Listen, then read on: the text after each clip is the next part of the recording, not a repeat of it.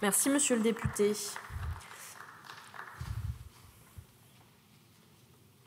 Pour le groupe Liberté, Indépendants, Outre-mer et Territoires, la parole est à monsieur Charles de Courson.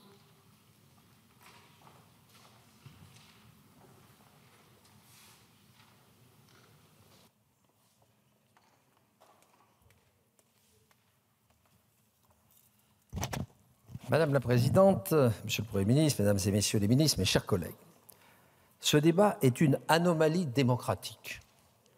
Considérant la gravité des questions qui sont posées en matière de souveraineté énergétique, de compétitivité des entreprises, de pouvoir d'achat des ménages et de maîtrise des techniques de production les plus innovantes pour des filières énergétiques, les Français étaient en droit d'attendre plus qu'un décret sur la politique énergétique de notre pays.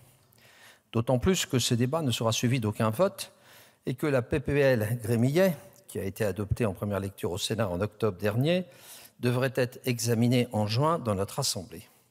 Il était prévu par les gouvernements précédents qu'il y aurait une loi sur la souveraineté énergétique, loi qui a été abandonnée. Résultat, le Parlement n'est pas saisi sur des décisions qui engagent la souveraineté nationale.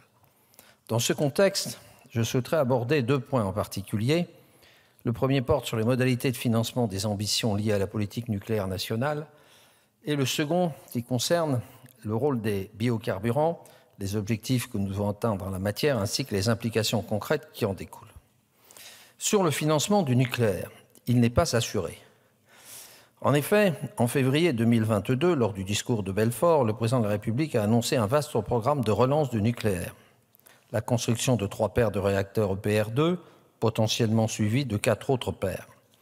Cette annonce constitue une rupture avec l'orientation précédente du chef de l'État qui prévoyait l'arrêt de 14 réacteurs d'ici 2035, dont les 2 de Fessenheim qui ont été effectivement arrêtés.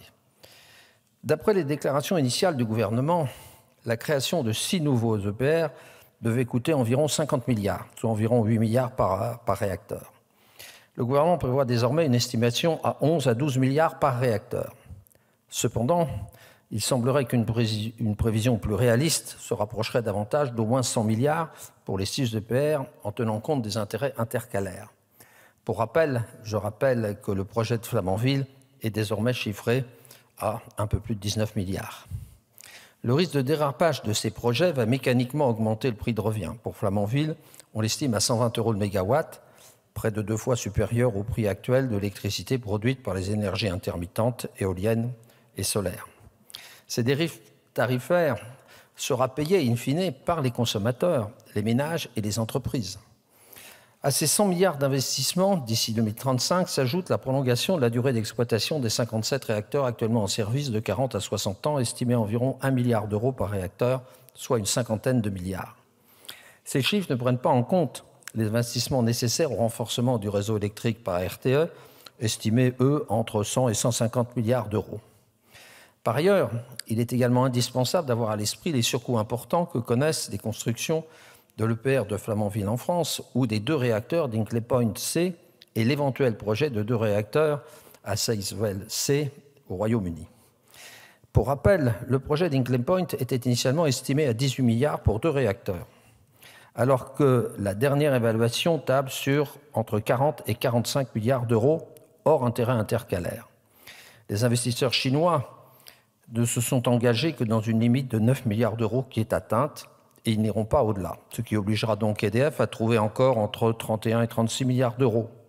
Enfin, s'agissant de l'éventuel projet Sizewell C, le gouvernement britannique propose de participer directement à hauteur de 50% au projet. Mais comme le rappelle le rapport de la Cour des comptes sur la filière EPR, il convient de ne pas s'engager financièrement dans un tel projet et de mobiliser des fonds propres d'EDF dont elle ne dispose pas. Les projections font état en matière de consommation d'électricité d'une augmentation annuelle de la production électrique d'environ 2%, une tendance qui devait se poursuivre au vu des programmes annoncés. Cependant, nous constatons un phénomène inverse, puisque la consommation d'électricité en France est stable ou diminue. Cela s'explique notamment par la transition vers l'électrification des usages, notamment du parc automobile, qui se fait beaucoup plus lentement qu'anticipé. Je partage d'ailleurs l'avis du Haut commissaire à l'énergie atomique sur la PPE, émis en février 2025, selon lequel il ne faudrait pas que l'excès de l'offre d'électricité produite par les énergies renouvelables entraîne un sous-emploi du nucléaire, ce qui l'éloignerait de l'optimum économique. Ce décalage soulève une interrogation centrale. Que faire du surplus potentiel d'électricité qui sera ainsi généré? La France exporte déjà près de 15% de sa production, ce qui est une aubaine pour notre balance commerciale, à hauteur de 5 milliards. Mais ces exportations doivent se faire dans des conditions qui n'encouragent pas la compétitivité des entreprises étrangères par rapport aux entreprises françaises. À cet égard, le mécanisme pour l'interconnexion en Europe peut favoriser ces exportations à condition que le prix de vente soit supérieur au coût de production. Considérer les opportunités d'exportation est nécessaire aussi parce que le marché interne évolue. La fin de l'Arenh, remplacée par le versement nucléaire universel, qui a été intégré sans réel débat parlementaire dans la loi de finances initiale pour 2025. Pourtant, ce changement marque un tournant majeur pour l'avenir du marché de l'électricité et l'industrie française et les factures des ménages. Le nouveau mécanisme, initialement prévu dans une loi sur la souveraineté énergétique, a finalement été adopté sans discussion, faute de calendrier législatif. Comment le groupe EDF pourra-t-il financer tous ces investissements? L'état des finances publiques dans notre pays est tel qu'on ne peut pas demander un tel effort à l'État. Dans ce contexte, la question de la faisabilité du programme nucléaire, compte tenu de l'état actuel des finances de l'État et de celles d'EDF, appelle à une analyse prudente. Afin de préserver l'équilibre financier d'EDF, il apparaît indispensable d'opter pour des propositions concrètes visant à renforcer ses fonds propres tout en s'appuyant sur les sages recommandations émises par la Cour des comptes. La promotion de l'EPR à l'étranger ne saurait désormais justifier des engagements en fonds propres ni des prises de risques démesurées sur le plan de sa rentabilité. Une entreprise qui investit dans des projets dont le taux de rentabilité interne est inférieur au coût moyen pondéré du capital ne peut qu'entraîner de graves conséquences financières pour cette dernière.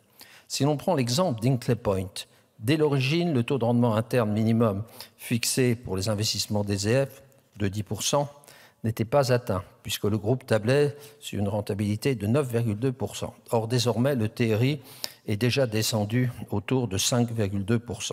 Il est donc indispensable de garantir la rentabilité des projets engagés en s'appuyant sur des technologies éprouvées, fiables et sécurisées. C'est là le cœur de la deuxième recommandation du rapport de la Cour des comptes, investir dans des technologies matures avec des garanties claires et mesurables. Par ailleurs, à ce jour, aucune stratégie claire de financement n'a été officiellement présentée et il est essentiel que la sécurisation du financement des futurs EPR soit assurée, que les responsabilités soient clairement établies et qu'un système d'incitation à la performance soit mis en place. Le travail d'audit et d'évaluation des coûts, des délais ainsi que des contraintes de ce programme est fondamental. Quand sera-t-il disponible? La représentante nationale doit l'exiger afin de porter une appréciation sur ce sujet en toute connaissance de cause. Mais le deuxième point que je voudrais aborder concerne les carburants verts. Quelle stratégie pour atteindre nos objectifs? On constate une absence de référence claire dans le programme pluriannuel d'énergie ainsi qu'un déficit de visibilité sur les moyens à mobiliser pour atteindre les objectifs fixés. Afin de diminuer les émissions de gaz à effet de serre, il est nécessaire d'oxygéner les carburants comme le gazoil, l'essence et le kérosène. Il faut augmenter progressivement le taux d'incorporation obligatoire via la réglementation européenne. Et cette hausse doit se faire à un rythme raisonnable et en gardant toujours un œil sur le prix final pour le consommateur. L'augmentation de l'incorporation est indispensable pour atteindre les cibles climatiques européennes. Toutefois, elle dépend de la montée en puissance industrielle des carburants avancés et de synthèse, aujourd'hui encore coûteux, ainsi que de la disponibilité de matières premières durables sans pression excessive sur la biomasse. Le règlement européen Refuel EU Aviation impose une montée progressive de l'incorporation de carburants durables dans l'aviation, 2% en 2025, 6% en 2030, 20% en 2035 et jusqu'à 70% en 2050, avec une part croissante de carburants de synthèse. Mais verdir le kérosène est-il possible dans de telles proportions? Et comment allons-nous atteindre de tels objectifs? Des projets sont en cours, mais le passage à l'échelle industrielle nécessite des investissements massifs, une coordination renforcée et une régulation adaptée. Les carburants de synthèse joueront un rôle clé pour limiter la pression sur la biomasse et renforcer la souveraineté énergétique. En résumé, augmenter l'incorporation est essentiel, mais cela devra s'accompagner d'un effort ambitieux en matière d'innovation et de stratégie industrielle. Une attention particulière doit d'ailleurs être apportée aux Outre-mer. S'agissant par exemple de Mayotte, on peut s'interroger sur une nationalisation de l'électricité de Mayotte, étant donné qu'EDF, l'État et le Conseil départemental sont déjà actionnaires. Enfin, la nouvelle programmation de l'énergie soumise à consultation fixe un objectif ambitieux multiplié par 5 la production de biogaz pour atteindre 50 TWh à l'horizon 2030. Toutefois, cette accélération soulève des défis très importants en matière de gestion des ressources, notamment la biomasse, ressource commune à plusieurs usages. L'augmentation prévue de la demande en biogaz ne fait qu'accentuer les tensions existantes avec d'autres secteurs fortement dépendants de cette ressource, telle que la production alimentaire ou certaines filières de biocarburants. Face à ces risques, il devient impératif de mettre en place une planification rigoureuse et une hiérarchisation claire des priorités. En ce qui concerne l'hydrogène, merci, monsieur le député. Je conclue. Mes chers collègues, ces questions fondamentales nécessitent, vous le voyez, bien davantage qu'un débat sans vote. Il faut sortir de la programmation hors sol et revenir à une planification ambitieuse mais crédible, fondée sur des données claires et une véritable évaluation du coût de l'énergie pour le consommateur final, c'est-à-dire pour nos entreprises et nos concitoyens. Merci, monsieur le député.